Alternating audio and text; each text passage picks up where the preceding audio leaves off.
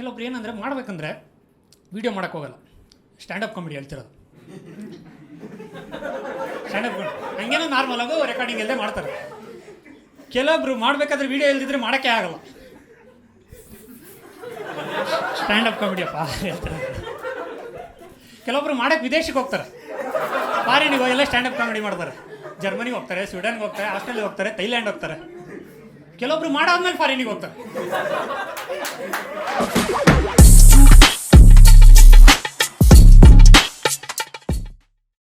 ಆರಾಮ ಎಲ್ಲರೂ? ಸೂಪರ್.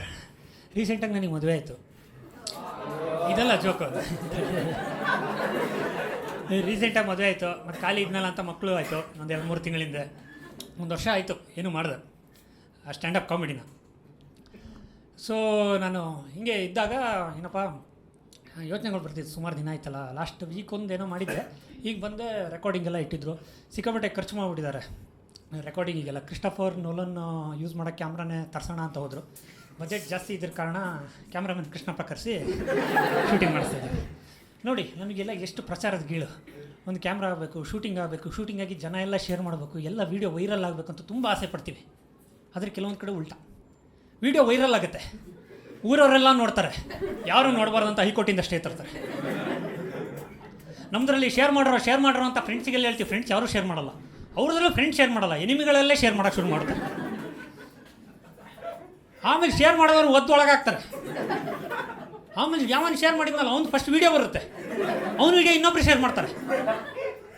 ಎಷ್ಟು ಕಾಂಪ್ಲಿಕೇಟೆಡ್ ಆಗ್ಬಿಟ್ಟಿದೆ ನೋಡಿ. ಅವ್ರಿಗೆ ಪ್ರಚಾರದ ಗೀಳೇ ಇಲ್ಲ. ಜೀವನ ನನಗೇನು ಕೊಟ್ಟಿದೆಯಲ್ಲ ಅಷ್ಟೇ ಸಾಕು ಅಂತಾರೆ. ಆಮೇಲೆ ಅವ್ರು ಏನು ಸಾಧನೆ ಮಾಡ್ತಾರಲ್ಲ, ಅವ್ರ ಅಪ್ಪ ಅಮ್ಮ ಬಂದು ಹೇಳ್ತಾರೆ ಇದಕ್ಕೂ ನನಗೂ ಸಂಬಂಧ ಇಲ್ಲಪ್ಪ ಅಂತ. ಅವ್ನು ಚಿಕ್ಕಪ್ಪ ಬಂದಂತೂ ನನಗೆ ಸಂಬಂಧನೇ ಇಲ್ಲ ಅಂತ. ಆದರೆ ಇಲ್ಲ ಹಂಗಲ್ಲ, ಗುರು ದಯವಿಟ್ಟು ಶೇರ್ ಮಾಡ್ರೋ ಅಂತಿರ್ತೀವಿ. ಹಂಗೆ ಒಂದು 8-10 ಶೇರ್ ಆಗುತ್ತೆ ಅಂತ ಅಂದ್ಕೊಳ್ಳಿ. ಈಗ ಅಕಸ್ಮಾತ್ ನನ್ನ ವೀಡಿಯೋ ಏನಾದರೂ ಯಾರಾದರೂ ಇನ್ವೆಸ್ಟಿಗೇಷನಿಗೆ ತಗೊಂಡು ಯಾವನು ಶೇರ್ ಮಾಡಿದಾನಂದ್ರೆ ಹುಡ್ಕೋಕ್ಕೆ ಆಗಲ್ಲ ಅವನಿಗೆ. ಯಾಕೆ ಹೇಳಿ ನಾನೇ ಶೇರ್ ಮಾಡಿರ್ತೀನಿ. ಸೊ ಇದೇ ನೋಡ್ತಾ ಇದ್ದೆ. ಕೆಲವೊಬ್ರು ಏನಂದರೆ ಮಾಡಬೇಕಂದ್ರೆ ವೀಡಿಯೋ ಮಾಡೋಕ್ಕೆ ಹೋಗಲ್ಲ, ಸ್ಟ್ಯಾಂಡಪ್ ಕಾಮಿಡಿ ಹೇಳ್ತಿರೋದು.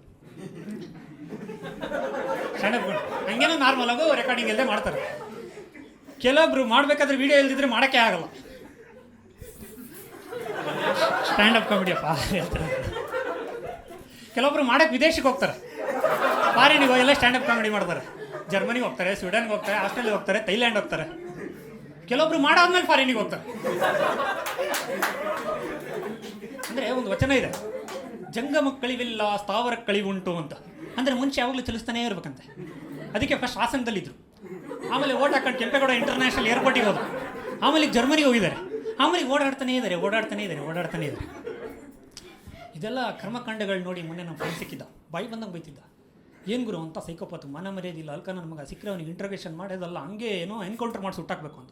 ಹೌದು ಗುರು, ಸಿಕ್ಕಾಬಟ್ಟೆ ಬೈತಾ ಇದ್ದ. ಕೊನೆಗೊಂದು ಮಾತಾಡ್ದ, ಮಗ ವೀಡಿಯೋ ಇದ್ರೆ ಕಳಿಸ್ತೀಯ.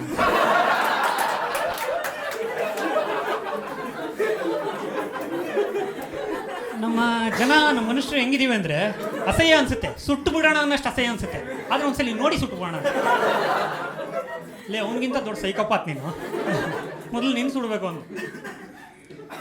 ಸೊ ಮನುಷ್ಯ ಹಿಂಗೆ ನೋಡ್ರಿ. ಆದರೆ ಇವನು ಪ್ರಾಣಿಗಳಿಗಿಂತ ಅದು ವರ್ಸ್ಟು ಅಂತ ಹೇಳ್ತಿದ್ದವ್ರು. ನಾನು ಪ್ರಾಣಿಗಳಿಗೆ ಪರವಾಗಿಲ್ಲ ಗುರು ಅಂತ ಅನಿಸ್ತು. ಪ್ರಾಣಿಗಳು ಯಾವ ಥರ ಹಿಂಗೆ ಮಾಡೋದು ನೋಡಿದ್ರೆ ಮಾಡ್ತವೆ, ಹಿಂಗೆಲ್ಲ ಮಾಡೋದು ನೋಡಿ. ಪ್ರಾಣಿಗಳ ಹೆಸರು ಹಿಡ್ಕೊಂಡು ನಾವು ಮಾಡ್ತೀವಿ ರಾಜಕೀಯ. ಯಾವ ಪ್ರಾಣಿ ಎಲ್ಲ ಯಾವುದನ್ನು ಬಿಟ್ಟಿಲ್ಲ. ನಾಯಿ, ಕುರಿ, ಕೋಳಿ, ಹಸು ಅಂತ ಫೇಮಸ್ ರಾಜಕೀಯಕ್ಕೆ, ಎಲ್ಲರೂ ಮಾಡ್ತೀವಿ. ಆಮೇಲೆ ಎಲ್ಲರೂ ಪಿಕ್ಚರ್ ಹೆಸರು ಇಟ್ಬಿಟ್ಟಿದ್ದೀವಿ. ಹುಲಿ ಅಂತ ಇಟ್ಟಿದ್ದೀವಿ, ಆನೆ ಅಂತ ಇಟ್ಟಿದ್ದೀವಿ, ಚಿರತೆ, ನಾಯಿಗೆ ಇಟ್ಟಿರ್ಬೋದು ನಾವು, ಎಲ್ಲದೂ ಇಟ್ಕೊಂಡ್ಬಿಟ್ಟಿದ್ದೀವಿ. ಅವಕ್ಕೆ ಗೊತ್ತಿಲ್ಲ.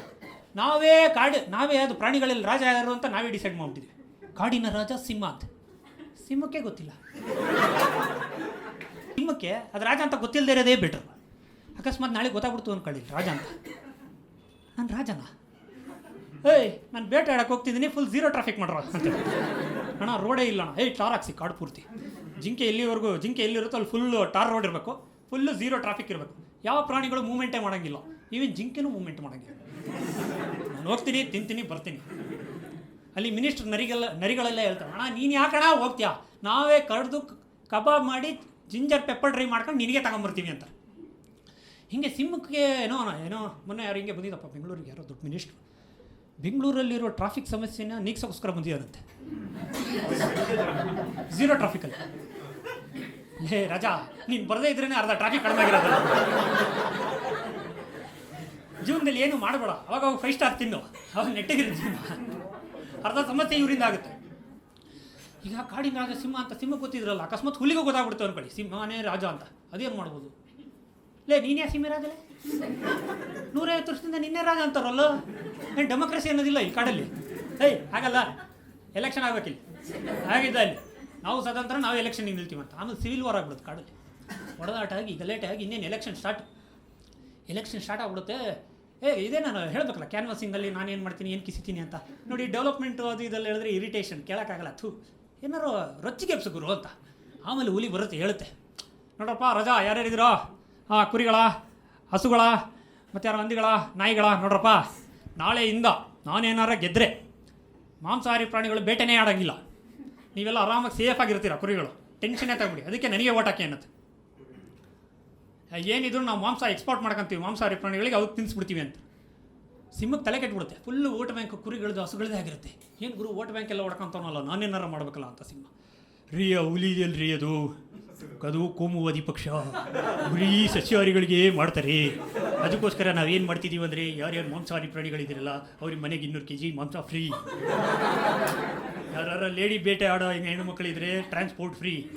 ಗಾಡಿ ಎಲ್ಲ ತಿಳ್ಕೊಂಡು ಬನ್ನಿ. ಇನ್ನು ಕೆಲಸ ಮಾಡದೆ ಮನೆಯಲ್ಲಿ ಬೇವರ್ಸಿಗಳ ಥರ ಸೋಂಬೇರಿಗಳ ಥರ ಇದ್ರೆ ಅವರಿಗೂ ಫ್ರೀ. ಅಲ್ಲಣ್ಣ, ಅದ್ರ ಬದಲು ಕೆಲಸ ಕೊಟ್ಟು ಮಾಂಸ ಕೊಡ್ಬೋದು ಅಂದರೆ, ಇಲ್ಲಿ ಕೆಲಸ ಕೊಟ್ಬಿಟ್ರೆ ಯೋಚನೆ ಮಾಡೋಕ್ಕೆ ಶುರು ಮಾಡ್ಬಿಡ್ತಾರೆ. ಯೋಚನೆ ಮಾಡಿದ್ರೆ ಕ್ವಶನ್ ಮಾಡೋಕ್ಕೆ ಶುರು ಮಾಡ್ಬಿಡ್ತಾರೆ. ಮತ್ತೆ ಇರಿಟೇಷನ್, ಅವಲ್ಲೇ ಇರಬೇಕು, ನಾವಿಲ್ಲೇ ಇರಬೇಕು ಅಂತ ಮಾಡ್ತಾರೆ. ಎಲೆಕ್ಷನ್ ಮಾಡ್ತಾ ಇರ್ತಾರೆ. ಅವಾಗ ಒಂದು ನರಿ ಬಂದ್ಬಿಡುತ್ತೆ, ಇಲ್ಲೇನೋ ವರ್ಕೌಟ್ ಆಗ್ತೈತಲ್ಲ ಅಂತ ಅದೊಂದು ಪಾರ್ಟಿ ಕಟ್ಬಿಡುತ್ತೆ. ಅವ್ರದ್ದೇ ಜಾತಿ ಪಾರ್ಟಿ. ಆಮೇಲೆ ಅದು ಜಾತ್ಯತೀತ ಅಂತ ಹೆಸರಿರುತ್ತೆ. ಯಾಕಂದರೆ ಅದು ಯಾವ ಜಾತಿ ಅಂತ ನಂಬೋದೇ ಇಲ್ಲ. ಅದಕ್ಕೋಸ್ಕರ ಕಾರ್ಯಕರ್ತರು ಯಾವುದೇ ಜಾತಿ ಆಗಿರಲಿ ಅವ್ರಿಗೆ ಟಿಕೆಟೇ ಕೊಡೋದು. ಕುಟುಂಬಕ್ಕೋಸ್ಕರ ಮತ್ತು ನನ್ನ ತಂದೆ ಅಂತಕ್ಕಂಥ ವಿಚಾರವನ್ನು ನಾನು ಹೇಳತಕ್ಕಂಥದ್ದು, ನಾವು ಏನು ಇಂತಕ್ಕಂಥ ದಿಲ್ಲು ಮೇರ ತಕ್ಕ ಹೇಳಕ್ಕೆ ಬರಲ್ಲ ಗುರು ಅವ್ರದ್ದು ಮಾತುಗಳು. ನೋಡಿ ಏನದು ಅಂತಕ್ಕಂಥ 2 ಸಲ ನನಗೆ ಆಲ್ರೆಡಿ ಹೃದಯಗತ ಆಗಿದೆ. ನನ್ನ ಅಧಿಕಾರದಲ್ಲಿ ನಮ್ಮ ಕುಟುಂಬ ಇಲ್ಲದಿದ್ದರೆ ಎಲ್ಲರೂ ಹೊಗೆ ಹಾಕ್ಸ್ಕೊಳ್ಳೋ ಕಾರಣದಿಂದ ನನ್ನ ಮಗನ ಸಿನಿಮಾ ಬರ್ತಿದೆ, ಆ ಟಿಕೆಟ್ ನೀವು ಹಿಡ್ಕೊಳ್ಳಿ. ದಯಮಾಡಿ ಪಕ್ಷದ ಉಳಿವಿಗಾಗಿ ನನಗೆ ಎಲ್ಲ ಟಿಕೆಟ್ ಕೊಟ್ಬಿಡಿ, ಅಧಿಕಾರ ಕೊಡಿ ಅಂತ. ಆಮೇಲೆ ಇದನ್ನೆಲ್ಲ ನೋಡಿ ಒಂದು 4 ಸಾಧು ಸಂತರು ಇರ್ತಾರೆ ಪ್ರಾಣಿಗಳಿಗೆ. ಅವ್ರು ಹೇಳ್ತಾರೆ, ಯಾಕಪ್ಪ ಜಾತಿ ಅಂತ ಹೊಡೆದಾಡ್ತೀರಾ, ಕುಲ ಎಲ್ಲ ಒಂದೇ ಗುರು ಅಂತಾರೆ. ಬಟ್ ಆದರೆ ಒಬ್ರು ಹೇಳಲ್ಲ, 4 ಜನ ಹೇಳ್ತಾರೆ. 4 ಜನರು ಜಾತಿ ಮಾಡ್ಕೊಂಡು ಮತ್ತೆ ಇವ್ರು ಹೊಡೆದಾಡೋಕೆ ಶುರು ಮಾಡ್ಬಿಡ್ತಾರೆ. ನಂದೇ ಗ್ರೇಟು, ನಿಂದೇ great, LHS is greater than RHS ಅಂತ.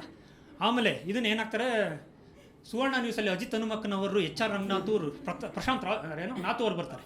ಇಲ್ಲಿ ತುರಳ್ಳಿ ಫಾರೆಸ್ಟಲ್ಲಿ ನಡೆಯುತ್ತಿರುವ ಎಲೆಕ್ಷನ್ನಲ್ಲಿ ಲಿಂಗಾಯತ ಮತ್ತು ಬ್ರಾಹ್ಮಣ್ಯ ಪ್ರಾಬಲ್ಯದ ಕ್ಷೇತ್ರಗಳಿದೆ. ಅಲ್ಲಿ ಒಕ್ಕಲಿಗ ಪ್ರಾಬಲ್ಯದ ಒಂದು ಎಲೆಕ್ಷನ್ ನಿಲ್ಲುತ್ತಿರೋದು, ಯಾರು ಗೆಲ್ತಿದ್ದಾರೆ ಅಂತ ವೋಟಿಂಗ್ ಸೆನ್ಸಸ್ ಮಾಡೋಕ್ಕೆ ಶುರು ಮಾಡ್ತಾರೆ. ಹಿಂಗೆ ಎಲೆಕ್ಷನ್ ಆಗುತ್ತೆ. ಫುಲ್ಲು ಕುರಿಗಳದ್ದು ವೋಟ್ ಬ್ಯಾಂಕ್ ಹೆವಿ ಇರುತ್ತೆ.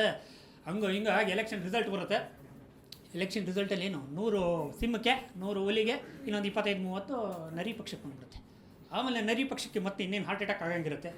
ನೋಡಿ, ನನಗೆ ಮುಖ್ಯಮಂತ್ರಿ ಸ್ಥಾನ ಅಂತಕ್ಕಂಥದ್ದು ನೀವು ಹೊಡೆದೇ ಇದ್ದ ಪಕ್ಷದಲ್ಲಿ ನನ್ನ ಕಾರ್ಯಕರ್ತರ ಒತ್ತಡದಿಂದ ನನಗೆ ದಯಮಾಡಿ ನೀವು ಕೊಡಲೇಬೇಕಾಗುತ್ತದೆ ಹಿಂಗಂತ ಹೇಳಿ ಅದನ್ನು ಎಲೆಕ್ಷನ್ ಗೆದ್ದು CM ಆಗ್ಬಿಡುತ್ತೆ.